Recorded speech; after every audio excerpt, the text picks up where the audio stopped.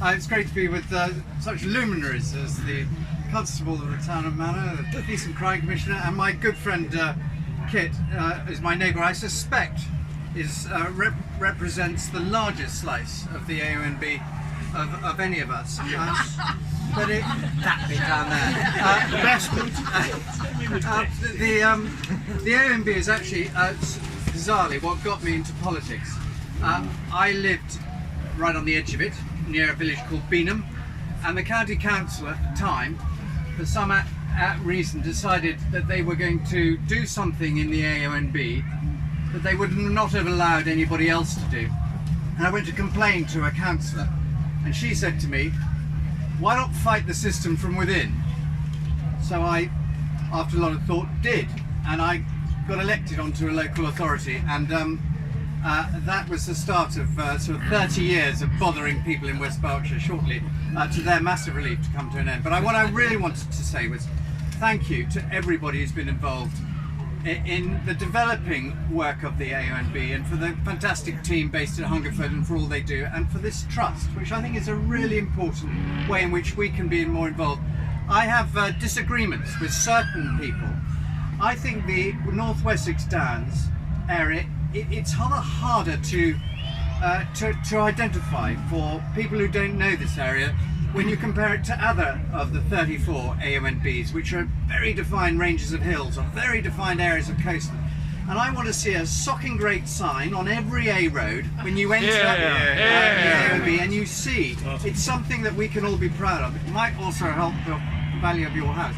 But it's really important, I think, to understand that this extraordinary landscape is something that is worth fighting for, worth protecting. And in a more modern context, as we tackle concepts like climate change and the different way in which we're going to farm or be incentivized to farm, and the different way we're going to manage land, and how we're going to try and reverse the decline of species, so our children and grandchildren will be able to see the things that we've grown up loving in this area, in a landscape that they can feel infinitely proud about. We're going to have to get busy, get active, get involved, and whether that's as individuals, whether that's as parish councils, whether that's as other bodies, in encouraging and forcing government to grasp this agenda. And today, not only the 70th anniversary, well, probably because it was the 70th anniversary, we've got the Glover report that's just been published. And if you are a real swot, you will have read it. I haven't, because I had to be here to see my cows being judged very early this morning.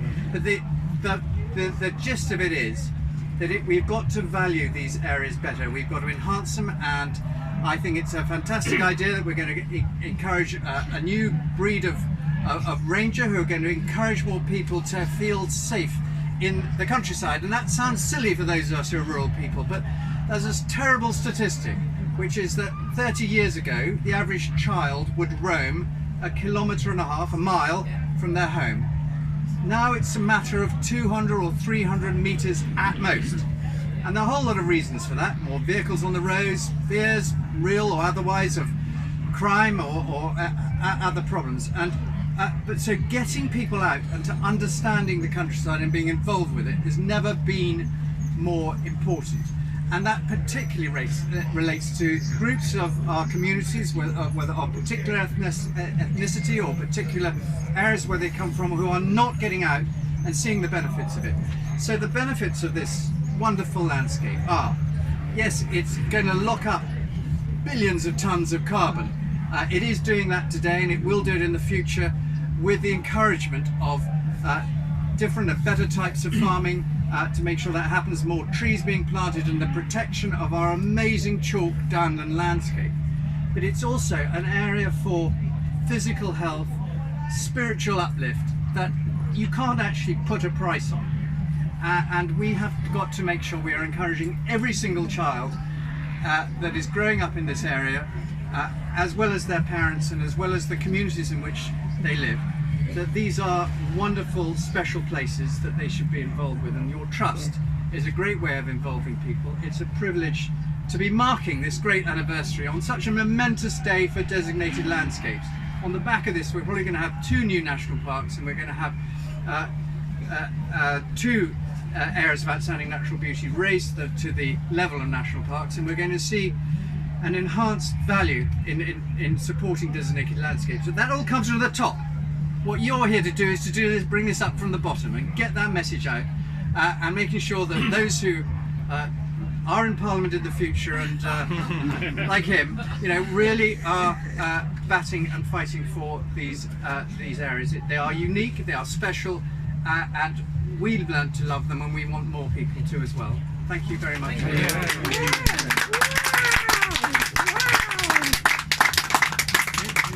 Oh, sure. Well, to be perfectly honest with you, ladies and gentlemen, I don't have an awful lot to add to what Richard said, other than to say that as a relative newcomer to the area, I was only elected in 2015. I definitely feel the zeal of the convert to the cause of the AONB. They do say that most members of Parliament fall in love with their constituencies over time.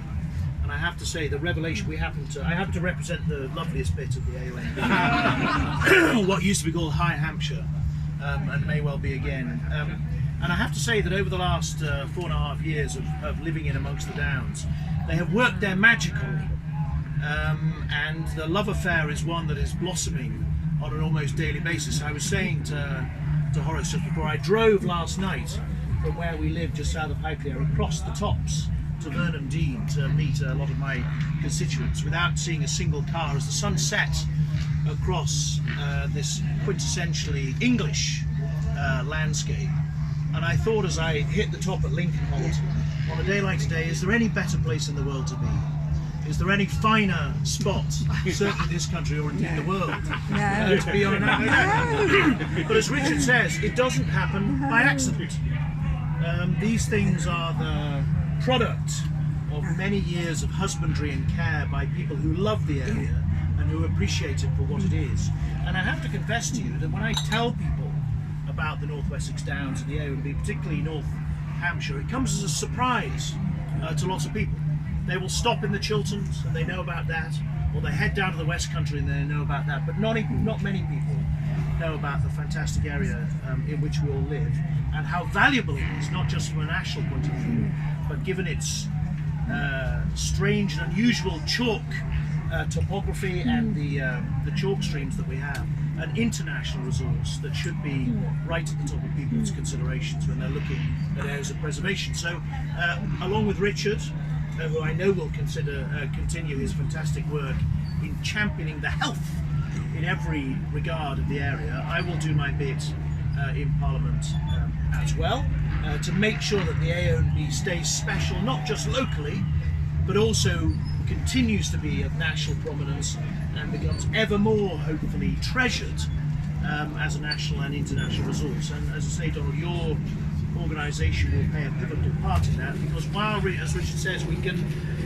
hammer and hammer and hammer at the DEFRA, and we can make complaints in the House and have debates, in the end, the protection, the stewardship of a place like this comes from the people who live in it, and the place it has in their hearts and in their desires to preserve it. And so I'll stand alongside you as you do all of that in the years to come. So congratulations and thank you. Thank you. Thank you.